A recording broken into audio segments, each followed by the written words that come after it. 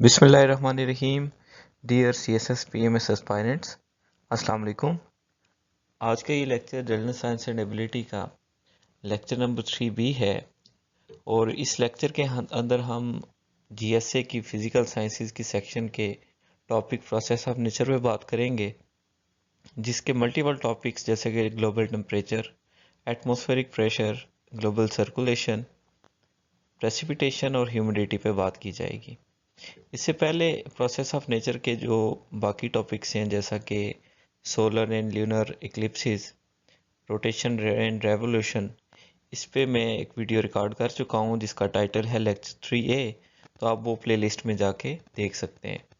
तो आज का लेक्चर स्टार्ट करते हैं और सबसे पहला टॉपिक ग्लोबल सरफेस टेम्परेचर। आइए देखते हैं कि ये क्या है। It's very simple. Global surface temperature refers to the average temperature of Earth surface. जो ज़मीन का जो अर्थ के सरफेस का एवरेज टेम्परेचर है उसको ग्लोबल सरफेस टेम्परेचर GST कहा जाता है। एग्ज़ाम के अंदर आपको GST की एब्रीवेशन भी पूछी जा सकती है कि इसकी क्या एब्रीवेशन है। दूसरे पॉइंट पे आते हैं। It is determined nowadays by measuring the temperature over the ocean in length and then calculating a weight average. The temperature over the ocean is called sea surface temperature. जो sea के ऊपर ocean का जो temperature है उसको क्या कहा जाता है, सी सरफेस टेम्परेचर। और इसके अलावा the temperature over land is called surface air temperature. ठीक है जी। एंड अगले पॉइंट में है temperature data comes mainly from weather station and satellite. Temperature का डाटा कहाँ से आता है, वेदर्स की जो स्टेशन हैं और सैटेलाइट्स हैं वहाँ से इसकी कैलकुलेशन की जाती है। मज़ीद अगले पॉइंट में यही बात हो रही है कि how is global temperature recorded. तो यानी ये जो ग्लोबल सरफेस का टेम्परेचर है इसको कैसे रिकॉर्ड किया जाता है। तो वेदर स्टेशन के थ्रू इसकी रिकॉर्डिंग की जाती है, इसको असेस किया जाता है। वेदर बलून्स होते हैं, रडार्स होते हैं, शिप्स, बॉयज़ एंड सैटेलाइट्स। तो अगेन वही चीज़ रिपीट हो रही है कि जो टूल्स हैं ग्लोबल टेम्परेचर को रिकॉर्ड करने के वो क्या है, तो वो आप ये 4-5 पॉइंट्स में देख सकते हैं। अब ये बात कि इज़ ग्लोबल टेम्परेचर गुड और बैड, तो यहाँ पे ये बात समझने की है कि जो ग्लोबल टेम्परेचर है इस वक्त वो किस फेज़ में है। क्या वो बिल्कुल नॉर्मल है, हेल्दी लाइफ के लिए आइडियल है, और या वो नुकसानदेह है, हार्मफुल है।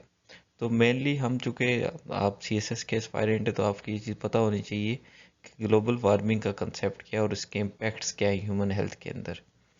तो ग्लोबल वार्मिंग का जो एक कंसेप्ट है कि जिसमें हम ये देखते हैं कि जो हमारा अर्थ का टेम्परेचर वो रेज हो रहा है और इस टेम्परेचर के राइज आ जाने से, ज़्यादा हो जाने से जो सी लेवल है वो इंक्रीज हो रहा है। वेदर पैटर्न जो है वो चेंज हो रहा है। ओजोन लेयर में डिप्लेशन आ रही है।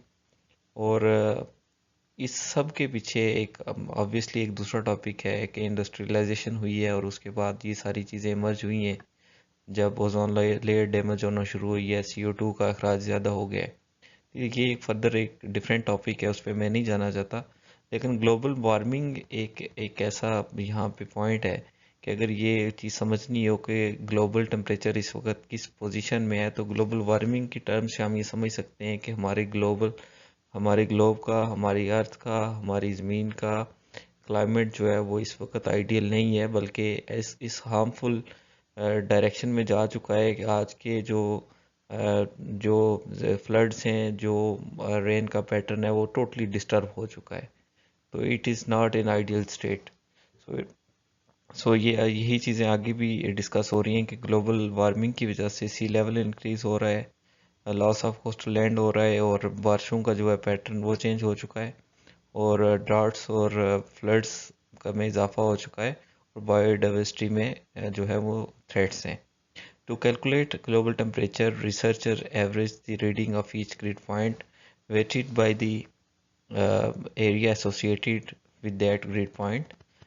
तो इसमें यही है कि जी किस तरह से ग्लोबल टेम्परेचर को कैलकुलेट किया जाता है। जो रिसर्चर हैं वो एक ग्रिड पॉइंट से ये डाटा कैलकुलेट करते हैं एरिया वाइज, और उसके बाद एक एवरेज कैलकुलेशन से ग्लोबल सरफेस टेम्परेचर के नाम से एक अंदाज़ा लगाया जाता है कि इस वक्त जो टेम्परेचर है वो क्या है और कहाँ लाई करता है। अब हम अगले टॉपिक पे बात करते हैं एटमॉस्फेरिक प्रेशर पे। Atmospheric pressure is also known as air pressure or barometric pressure. Barometric pressure. It is a pressure within the atmosphere of Earth. तो ये नहीं, जो ज़मीन का एटमॉस्फेयर है इसके ऊपर जो प्रेशर है इसको क्या कहा जाता है? एटमॉस्फेरिक प्रेशर कहा जाता है. The standard atmospheric pressure is a unit of pressure defined as 101,325 pascal. तो आपने इस जो स्टैट्स हैं, जो नंबर है, इसको भी याद रखना है एमसीक्यूज के एस्पेक्ट में भी. और अगर इस टॉपिक पे कोई सवाल आ जाता है तो उसमें भी आप इस फिगर को यूज़ कर सकते हैं कि यूनिट ऑफ प्रेशर क्या है, which is equivalent to 1013.25 millibars. और ये सारे स्टैट्स इसमें से मेनली आप ये अगर याद कर लें तो इट्स मोर देन इनफ. और एटमॉस्फेरिक प्रेशर की अगर मज़ीद हम बात करें तो मैंने जैसे आपको बताया कि जो हमारी अर्थ है इसके ऊपर जो एटमॉस्फेयर है उसमें जो प्रेशर है एयर की वजह से वो एटमॉस्फेरिक प्रेशर कहलाता है. अब इसकी मल्टीपल लेयर्स हैं आपके सामने, इसको मैं डिटेल से बयान करता हूँ. सबसे पहली लेयर आपके सामने है जो कि ट्रोपोस्फेयर है, दूसरी जो है स्ट्रेटोस्फेयर है, तीसरी मेसोस्फेयर है, चौथी जो है थर्मोस्फेयर है और फिर एक्सोस्फेयर है. इस फेयर के बाद एक स्पेस शुरू हो जाती है और इससे नीचे नीचे ये स्फीयर्स हैं और ये आपके सामने है. इसकी डिटेल बात मैं अगली स्लाइड में जाके करता हूँ. ये रही जी अगली स्लाइड. इसमें सबसे पहला पॉइंट जो ट्रोपोस्फेयर है, ये ज़मीन से ऊपर वाला जो सबसे पहली लेयर है वो है जिसकी हाइट जो है ज़मीन से यानी ऊपर 0.14 किलोमीटर होती है. This part of our atmosphere that we experience every day. ये रोज़मर्रा ज़िंदगी में हम इसको एक्सपीरियंस करते हैं. The troposphere is almost 80% of total mass of atmosphere. तो ये यानी जो टोटल मैस है एटमॉस्फेयर का उसका 80% है. Most of earth weather occurs in troposphere sphere. तो इसी स्फीयर के अंदर जो वेदर है वो अकर करता है, बारिश होती है जब भी या ह्यूमिडिटी होती है, जो भी है वो इस स्फीयर के अंदर अकर होती है. दूसरा जो स्फीयर है वो स्ट्रेटोस्फीयर है जिसकी हाइट जो है 14 किलोमीटर से अबव 50 किलोमीटर तक है. This is very stable layer. The air in the stratosphere is very dry because of there are few cloud यहाँ पे होते हैं. और इसके बाद the ozone layer is in the stratosphere. तो हम जिस ओजोन लेयर की पीछे बात कर रहे थे वो भी इसी जो है वो स्फीयर के अंदर होती है. थर्ड जो है वो है मेसोस्फीयर जिसकी हाइट जो है 50 किलोमीटर से अबव होती है यहाँ पे. और 50 से लेकर 85 किलोमीटर तक इसका टोटल जो इसको क्लासिफाई किया गया है. और mesosphere comes from Greek word meso meaning middle. तो ये आप कह सकते हैं कि जो सबसे आउटर लेयर है, जो सबसे फर्स्ट लेयर है उसके इन बिटवीन है. तो इस वजह से इसको मिडल यानी लेयर के तौर पे जाना जाता है. Most meteors burn up in the mesosphere. Reddish lightning called sprites can sometimes be seen above thunderstorms. These are in the mesosphere. तो ये चीज़ भी आप देख सकते हैं कि जो थंडरस्टॉर्म्स के दौरान जो एक रेडिश लाइटनिंग होती है उसकी जो इमरजेंस है वो भी इसी स्फीयर के अंदर हो रही होती है. फोर्थ इसकी जो लेयर है वो है थर्मोस्फियर, जो इसकी हाइट है 85 किलोमीटर से लेकर 600 किलोमीटर. ठीक है जी, ये आप देख सकते हैं ये वाली. The northern lights and the southern lights happen in the thermosphere. This is also way the international space station orbits. तो इस स्फीयर के अंदर इंटरनेशनल जितने भी स्पेस स्टेशन है वो मूव कर रहे होते हैं. और लास्टली जो सबसे हाईएस्ट स्फीयर है वो है एक्सोस्फीयर. 600 से लेकर 1000 किलोमीटर इसकी हाइट है. और इसको ये सबसे फर्देस्ट और फार आप कह सकते हैं कि ज़मीन से सबसे दूर है. और its edge marks the edge of space. तो इसके बाद से जो स्पेस की है वो शुरू हो जाती है. It contains a gas molecule like hydrogen and helium but they are very far apart. इसमें जो है हाइड्रोजन भी होती है और हीलियम भी होती है. ठीक है जी. तो ये इसकी लेयर्स हैं 5 एटमॉस्फेरिक प्रेशर के अंदर. तो आपने इन पांचों को याद रखना है, इनके किलोमीटर्स को याद रखना है और उसके बाद इसकी जो क्लासिफिकेशन की गई है कौन सा काम किस लेयर के अंदर होता है, इसको भी आपने याद रखना है। It's very simple. मजीद हम बात करते हैं इसी टॉपिक के ऊपर, एटमॉस्फेरिक प्रेशर की। How is pressure used in weather forecasting? If you know atmospheric pressure figures you can predict the weather for the next 12 to 24 hours. तो ये नहीं, अगर ये चीज़ें हमें पता होंगी एटमॉस्फेरिक प्रेशर क्या है तो वेदर को प्रेडिक्ट किया जा सकता है। If pressure changes at least by a quarter of hectopascal the weather can change as well. High pressure signals sunny and calm weather. जब हवा में यानी प्रेशर ज़्यादा होगा तो उसका क्या सिग्नल है कि सनी और काम वेदर होगा। If it's cloudy, a spike in pressure means it will be sunny soon. तो जब अगर ये क्लाउडी है लेकिन अगर प्रेशर रेज हो रहा है तो इसका क्या मतलब है कि जल्द जो है वो क्लाउड्स हट जाएंगे और सूरज जो है वो निकल आएगा। What causes atmospheric pressure? Air and consequently और एटमॉस्फेयर डू हैव वेट। यानी ऑब्वियसली जो एयर है इसका एक इसमें जब प्रेशर पड़ता है तो do have weight. This weight decreases as you go up within the atmosphere. तो जो जो आप यानी एटमॉस्फेयर के विद इन चलते जाएंगे तो ये जो प्रेशर है, जो वेट है, वो डिक्रीज होता जाएगा। When gravity acts on the air exerts a force upon the earth. तो यानी ग्रेविटी जब एक्ट करती है एयर के ऊपर, और एयर जो है वो ज़मीन की तरफ यानी जो उसका अपना एक प्रेशर होता है वो एक्सर्ट होता है, तो उस वजह से क्या होता है, एक प्रेशर क्रिएट होता है। And the typical pressure at sea level is 1013.25 millibar. और इस फिगर को भी आपने याद रखना है कि सी लेवल पे टिपिकली प्रेशर क्या होता है। How does pressure weather pressure affects? It impacts our और योर ऑक्सीजन लेवल। ये ऑक्सीजन लेवल को इम्पैक्ट करता है। In high pressure areas near sea level, it's easier for your lungs to absorb oxygen because gravity forces the air down to you. तो ये चीज़ भी बड़ी आसान सी है। In low pressure areas there is less force pushing oxygen toward you, so your lungs may struggle to absorb it. अब हम बात करते हैं ग्लोबल सर्कुलेशन की, कि हवा क्या है और ग्लोबल सर्कुलेशन क्या है। Over the major parts of Earth's surface, there are large scale wind circulations present. एक large scale की wind की circulation जो है वो globally एक मौजूद है। The global circulation can be described as the worldwide system of the winds by which the necessary transport of heat from tropical to polar latitudes is accomplished. तो एक global circulation है जिसमें एक worldwide system है winds का, और जिसमें एक पूरा पैटर्न है transportation of heat from tropical to polar latitude. ठीक है जी। In each hemisphere there are 3 cells. अच्छा, आपने ये बेसिक कंसेप्ट जो है अर्थ के वो भी समझने हैं। मैं आगे जाके एक्सप्लेन करता हूँ कि हेमिस्फेयर क्या है, इक्वेटर क्या है और ये चीज़ें क्या हैं। ये चीज़ें भी आपने स्टडी करनी है अगर आपके इल्म में नहीं है, ये बड़ी बेसिक्स हैं। In each hemisphere there are 3 cells. हर अर्थ का जो एक हेमिस्फेयर है उसमें 3 सेल्स होते हैं। एक हेडली सेल है, एक फेरल सेल है और एक पोलर सेल है। 3 तरह के सेल हैं in which air circulates through the entire depth of the troposphere. तो ये इन स्फीयर्स के अंदर फेरल स्फीयर, हेडली स्फीयर और polar cell, sorry Ferrel cell, Hadley cell और पोलर सेल, ये ऐसे सेल्स हैं जो कि इस पूरे पैटर्न को जो है वो क्रिएट करते हैं और ट्रांसपोर्टेशन के सिस्टम को मैनेज करते हैं। तो ये 3 सेल्स बड़े इंपॉर्टेंट है और किन स्फीयर्स के अंदर लाई करते हैं ये आपने याद रखना है। The troposphere is the name given to the vertical extent of the atmosphere from the surface right up to between 10 and 15 kilometer high. It is a part of this atmosphere where most of weather takes place. ठीक है जी, मैं आपको इसको आगे भी detail से समझाता हूँ।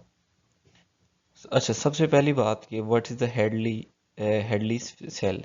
The largest cells extend from the equator to between 30 and 40 degree north and south and are namely Hadley cells after English meteorologist George Hadley. तो मैंने आपको कहा था कि मैं आपको इक्वेटर की भी कुछ बात समझाऊंगा। डियर स्टूडेंट्स, ये हमारी अर्थ है, इसका ये साउथ पोल है और ये किसका नॉर्थ पोल है। ठीक है जी। और ये साउदर्न पोल है और ये नॉर्थन एटमॉस्फेयर है, सॉरी ये नॉर्थन हेमिस्फेयर है और ये साउदर्न हेमिस्फेयर है। और ये जो एक इमेजिनरी लाइन है इसको इक्वेटर कहा जाता है। तो ये इन बेसिक्स को आपने समझना है। The largest cell extend from the equator to between 30 and 50 degree north and south. North और साउथ के बीच में 30 और 40 डिग्रीज के बीच में जो सेल होता है उसको क्या कहा जाता है? हेडलीस्फीयर। ये एक यहाँ पे इस इक्वेटर के अंदर और दूसरा इस जगह पे यहाँ पे। ठीक है जी। Within the Hadley cells, the trade winds blows towards the equator, then ascend near the equator as a broken line of thunderstorms, which forms the intertropical convergence zone. तो एयर जो है वो इसके बीच जो है वो मूव कर रही होती है और उसके बाद क्या होता है? From the top of these storms the air flows toward high latitudes where it sinks to produce high pressure regions over the subtropical oceans and the world's hard deserts such as Sahara Desert in North Africa. तो यहाँ से ये एक हवा का pattern है जो कि चलता है इस तरह से, और ये सबसे ज़्यादा कहाँ पे जाकर जो है वो इफ़ेक्ट करता है? Sahara desert in North Africa के अंदर। तो आप यहाँ से देख सकते हैं कि जी सबसे पहले आपने ये चीज़ अगर समझ ली कि इसके पोल्स क्या हैं, उसके बाद इसके स्फीयर्स क्या हैं और उसके बाद सेल्स क्या हैं, तो आप इसकी मैपिंग अच्छे से कर सकते हैं कि ये हेडली सेल्स के थ्रू जब एक हवा का ट्रांसपोर्टेशन होती है तो वो जाके कहाँ पे क्या इम्पैक्ट करती है और कहाँ से जाके वो सिंक होती है। अब हम बात करते हैं इसके दूसरे सेल की जो कि फेरल सेल कहलाता है। In the middle cells which are known as feral cells, air converges at low altitudes of ascent along the boundaries between cool polar air and the warm subtropical air that generally occur between 60 and 70 degrees north and south. Again वही simple बात हो रही है कि जो north and south के poles हैं उसके दरमियान जो ये आपके सामने जो एक डिग्री वाइज भी इसकी एक पिक्चर में आप अगर इसको देख सकें, आपके नोट्स में भी गिवन है, तो इसका एक पैटर्न समझाया गया है कि इन सेल्स के थ्रू कैसे हवा एक इक्वेटर से लेकर दूसरे पॉइंट तक पहुंचती है और इन एंगल्स के बीच में इसकी मूवमेंट जो है वो चलती है। This often occurs around the latitude of the UK, which gives us our unsettled weather. The circulation within the feral cell is complicated by a return flow of air at higher altitude toward the tropics where it joins sinking air from the Hadley cells. तो यहाँ पे ये sink करती है किसके साथ? Headley sales, जो कि एक दूसरे वे ऑफ यहाँ से लेकर इन दो इसके माबीन विजिट कर जो एक ट्रांसपोर्ट हो कर रही थी हवा, इसके साथ वो सिंक करती है। और the Ferrel cells move in the opposite direction to the to other cells, Hadley cell and Ferrel cell, and acts like a gear. तो जब ये इसके साथ ये सिंक करती है, ज्वाइन करती है, तो ये फिर क्या करती है? Acts like a gear. तो in this cell, the surface wind would flow from a southerly direction in the northern hemisphere. However, the spin of the Earth induces an apparent motion to the right in the northern hemisphere and left in the southern hemisphere. This deflection is caused by the Coriolis effect and leads to the prevailing westerly and southwesterly winds often experience over the UK। तो इसका impact भी यहाँ पे फिर मैंने एक example से आपको बताया कि कहाँ पे आता है, यूके पे। जैसे पिछले में मैंने बात की थी अफ्रीका के सहारा डेजर्ट की। अब हम बात करते हैं पोलर सेल की। The smallest and the weakest cells are the polar cells which extend from between 60 and 70 degree north and south to the poles. Air in these poles sinks over the highest altitudes and flow out toward the lower altitude at the surface. So ये भी बड़ा ही simple है dear students. अगर आपको अर्थ के equator की, इसके poles की और इसके एंगल्स की सही से आपको यानी बेसिक्स नहीं पता तो इस आपको ये समझने में शायद मुश्किल होगी। तो अगर आप इस टॉपिक को समझना चाह रहे हैं कि हेमिस्फेयर क्या है और पोल्स क्या हैं, इक्वेटर क्या है, तो ये आप मुझे इस जो कांटेक्ट नंबर है उस पर भी कह सकते हैं। मैं इसके लिए एक अलग जो है एक लेक्चर रिकॉर्ड कर लूँगा और आप कमेंट्स में भी कह सकते हैं। तो इसको यहाँ पे मैं थोड़ा शॉर्ट रखता हूँ क्योंकि आगे भी मज़ीद इस टॉपिक के सब टॉपिक्स हैं जिनको डिस्कस करना ज़रूरी है। अब हम बात करते हैं डियर स्टूडेंट्स प्रेसिपिटेशन की। Precipitation it's very simple. When we talk about the precipitation we are talking about the water that is falling out from the sky this could be rain, drizzle, snow, sleet, hail और something rare. तो मैं इसको बहुत ज़्यादा explain नहीं करूँगा क्योंकि बहुत सिंपल चीज़ है कि सबसे पहली बात प्रेसिपिटेशन की क्या है कि एक रेन को भी कहा जाता है, दूसरी ड्रिजल को भी कहा जाता है जो कि बहुत ही हल्की बूंदाबांदी जिसको कहा जा सकता है, और ये आप स्टडी करेंगे तो समझ जाएंगे, इसको मैं ज़्यादा एक्सप्लेन नहीं करता। थर्डली जो स्नो है वो भी इसी कैटेगरी के अंदर आती है। Snow is one of the solid types of precipitation. This means that it is made of water that has been frozen. Snow occurs every winter in the UK, but some parts may not see snow every year. Sleet क्या जी? Sleet is quite common in winter in the UK. It is a mix of rain and snow and occurs when it is too warm for just snow to fall. ठीक है जी, तो ये example से भी आपको समझ सकते हैं, ये बारिश है, स्नो है, स्लीट है, हेल है, और ये जो है ग्रेपविल है। हेल क्या है जी? वो भी आपको पता ही है। Hell is another type of frozen precipitation like, but unlike snow which is quite soft, hail is hard and icy। तो जो ओले हैं उनको वो हेल कहलाते हैं, तो ये हार्ड भी होते हैं और आइसी भी होते हैं। अब प्रेसिपिटेशन में लाइटर रेन की क्या डेफिनेशन है, क्या फिगर है? 1 मिलीमीटर से लेकर 2.5 मिलीमीटर लाइटर रेन कहलाती है। मॉडरेट रेन है 2.5 mm से 7.5 mm, और हैवी रेन है 7.5 mm और इससे अबव। ठीक है जी, तो इसको मेजर कैसे किया जाता है? रेन गेज के थ्रू इसको असेस किया जाता है, मेजर किया जाता है। अब ह्यूमिडिटी की बात करते हैं। Humidity is a measure of the water vapour in the air. हवा के अंदर जो पानी के जो वेपर्स होते हैं उनको मेजर करना, उसकी असेसमेंट करना ह्यूमिडिटी कहलाती है। To understand humidity you first have to realise that there is water in the air all around you. तो ये बात समझनी है कि ये है कि सबसे पहले ये बात समझें कि ह्यूमिडिटी को हम उसी को समझ सकते हैं जब ये कंसेप्ट क्लियर होगा कि हमारी हवा के अंदर पानी बहरात की सूरत में मौजूद है। Most of air around us around you has water in the form of gas like water vapour. Too much और too little humidity can be dangerous. For example, high humidity combined with hot temperature is a combination that can be a health risk, especially for the young, for the very young and the very old. तो humidity जब यानी hot temperature के साथ मिलेगी तो वो नुकसानदेह होगी, किसके लिए? वेरी यंग के लिए और वेरी ओल्ड के लिए। Humidity plays an important role in our daily weather. इसका बड़ा इंपॉर्टेंट रोल है डेली वेदर के अंदर। Without water vapour in the air our weather might be like the weather on Mars. तो एक खुशहाली हो जाएगी अगर हवा में नमी नहीं होगी तो। Could you imagine life without clouds, rain, snow, thunder, lightning? तो ये वाटर वेपर्स इसमें अहम किरदार अदा करते हैं और ये ह्यूमिडिटी भी इसी कैटेगरी में आती है। तो अगर ये नहीं होगी तो आप सपोज कर सकते हैं कि हमारी अर्थ का टेम्परेचर या हमारी अर्थ का जो इन्वायरमेंट है वो प्योरली लाइक मार्स ही होगा। अब हम बात करते हैं कि इसकी क्या टाइप्स हैं। दो टाइप्स हैं स्टूडेंट्स, एक है एब्सोल्यूट ह्यूमिडिटी और दूसरी है relative humidity. Absolute humidity is the amount of water vapor divided by the amount of dry air in the certain volume of air at a particular temperature. The hotter the air is, the more water vapor it can hold. ये कोई बहुत conceptual topics नहीं है इसलिए मैं बहुत ज़्यादा इनको explain नहीं कर रहा। इसकी simple सी theory है, आसान समझ आने वाली बात है, इसलिए मैं इसको just go through कर रहा हूँ ताकि आप इसको पढ़ तो रहे हैं, स्लाइड को भी देख रहे हैं तो साथ सुन भी लें। Relative humidity is the ratio of the current absolute humidity to the highest possible absolute humidity which will depend upon the current air temperature।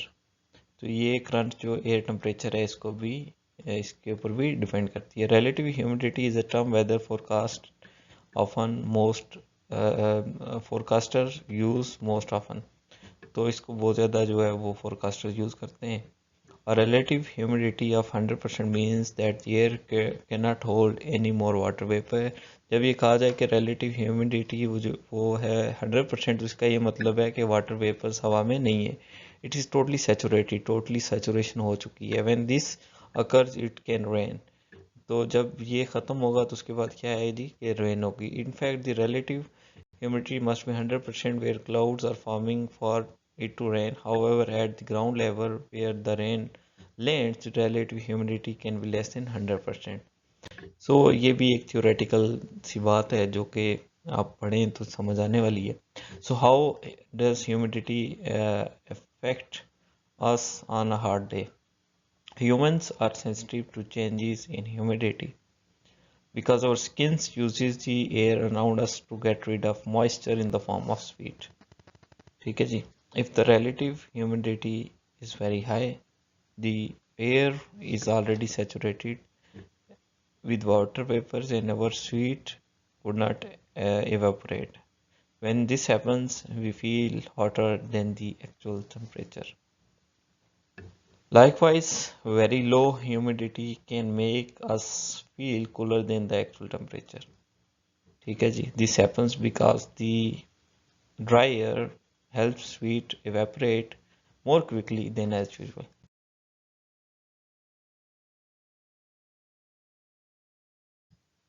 सो ये सारी इसमें बहुत ज़्यादा मैंने एक्सप्लेनेशन उन टॉपिक्स की है, जैसे कि एटमॉस्फेयर पे जब हम बात कर रहे थे तो उसमें कंसेप्चुअल चीज़ थी कि लेयर्स क्या हैं, उसके किलोमीटर में क्या क्लासिफाई कैसे किया गया है और उसकी स्फीयर के अंदर कौन सी चीज़ पाई जाती है. तो वो चीज़ें हमने बड़ी डिटेल डिस्कस की हैं with respect to our pictorial presentation. बाकी चीज़ें चूँकि थ्योरेटिकल थी उनको मैंने गो थ्रू किया है. तो अगर आपको कोई चीज़ समझ ना आई हो तो आप व्हाट्सएप पे भी रब्ता कर सकते हैं, मैसेज कर सकते हैं, कमेंट में भी बोल सकते हैं. और मज़ीद ये नहीं, अगर आपको अर्थ के बारे में, इसके इक्वेटर और जैसे मैंने बेसिक्स आपको बताई हैं वो चीज़ें क्लियर नहीं है तो वो भी आप बता सकते हैं, तो मैं उसके लिए एक सेपरेट लेक्चर रिकॉर्ड कर सकता हूँ. चूँकि हम लेक्चर सीरीज़ फॉलो कर रहे हैं with respect to the study plan and with respect to the FPSC syllabus, तो मैं स्ट्रिक्ट हूँ इन टॉपिक्स के साथ जो कि एक कोर्स आउटलाइन के अंदर गिवन है. तो इसके अलावा अगर इससे मिलते जुलते कोई चीज़ें, कुछ बेसिक्स आप समझना चाहते हैं, सीखना चाहते हैं, तो आप मुझे कहें तो मैं आपके लिए स्पेशल लेक्चर रिकॉर्ड करके ज़रूर अपलोड करूँगा. So that's it for today dear students. अब तक हम फिज़िकल साइंसेस का 50% पोर्शन जो है वो कवर कर चुके हैं और इससे आगे वाले लेक्चर में हम मज़ीद जो है नेचुरल डिज़ास्टर्स की बात करेंगे, जिसमें अर्थक्वेक होगा, जिसमें फ्लड्स होंगे, और वो लेक्चर्स भी आप फॉलो करें. और आई बिलीव कि आज का ये लेक्चर और इससे पिछले लेक्चर जितने भी हैं आपके GSA के जो पेपर है उसके लिए हेल्पफुल साबित हो और आप इस एग्ज़ाम के अंदर अच्छे से मार्क्स अचीव कर सकें. Thank you so much. अपना बहुत सा ख्याल रखें. अल्लाह हाफिज़.